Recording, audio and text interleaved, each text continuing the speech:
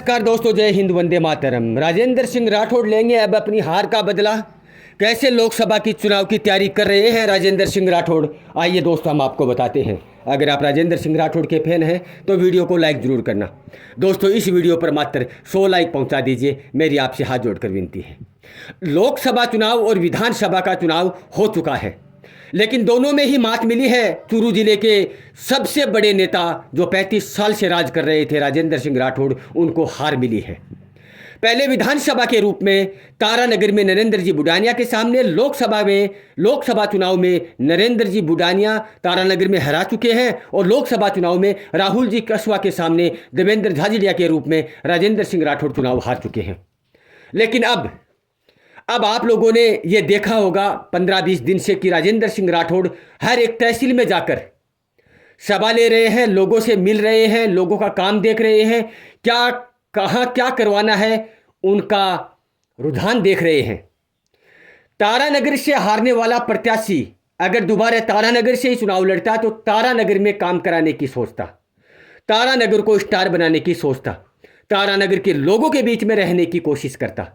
लेकिन अगर चूरू तहसील से भी अगर चुनाव लड़ते तो चूरू तहसील में लोगों के बीच में रहना, लोगों का काम करवाना, लोगों की इधर उधर सभा लेना, ये एक तहसील से अगर चुनाव होता या लड़ने की सोचता या किसी लड़ाने की सोचता तो शायद वो अकेले विधानसभा का ही चुनाव लड़ते। लेकिन राजेंद्र सिंह राठौड़ तो अब हर एक तहसील से सभा ले रहे हैं, हर एक तहसील से में घूम रहे हैं, हर एक तहसील में जाकर बोल रहे हैं कि आपके गांव का काम मैं करवाऊंगा, आप लोगों के बीच में रहूंगा, आप लोगों के बीच में रहकर काम करवाऊंगा। तारानगर में चुनाव हारने के बाद कम से कम 5 से ज़्यादा मीटिंग ले चुके हैं। वहाँ से लोकसभा का चुनाव हारने के बाद चूरू जिले में कम से कम 15 या 20 से ज़्यादा मीटिंग ले चुके हैं। किसी भी तहसील में कैसा भी प्रोग्राम हो, राजेंद्र सिंह राठौड़ जाने से नहीं चूक रहे हैं।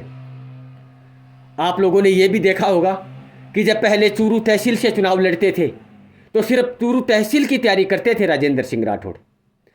अब वो लोकसभा चुनाव की तैयारी में लगे हुए हैं।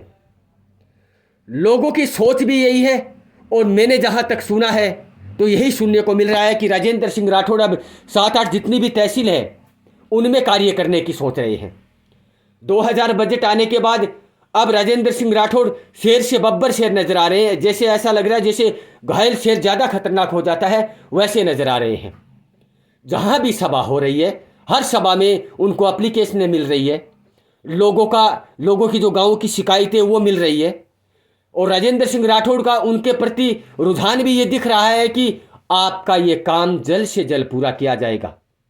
लेकिन लोकसभा की अभी फाइनल नहीं हुए, लेकिन आप लोग ये अंदाज़ा लगा लेना कि तारानगर, चूरू, सरदार शहर, बड़ी बड़ी ढाणियाँ, गांव, इधर उधर जब राजेंद्र सिंह राठौड़ जब काम शुरू कर देंगे ना, तब आप अनुमान लगा लेना कि अब ये आदमी विधानसभा का नहीं लोकसभा चुनाव की तैयारी कर रहे हैं राजेंद्र सिंह राठौड़। आप लोग देख नहीं रहे क्या? कमेंट बॉक्स में बताना। तारानगर में अलग मीटिंग है, सरदार शहर में अलग है, सुजानगढ़ में अलग है, चूरू में अलग ले रहे हैं।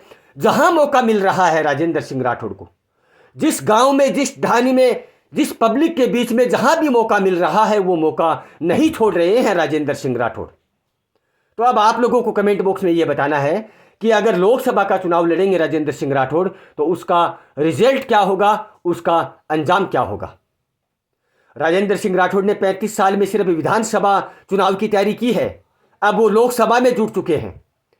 अब राहुल कसवा अगर कांग्रेस पार्टी से अगर लोकसभा से चुनाव अगर चूरू में दोबारा लड़ेंगे तो उनके सामने आने वाला चेहरा राजेंद्र सिंह राठौड़ ही होगा, क्योंकि उनकी तैयारी को देखते हुए लग रहा है। तो आप एक शानदार सा कमेंट करना, वीडियो को लाइक करना, चैनल को सब्सक्राइब करना। जय हिंद, वंदे मातरम।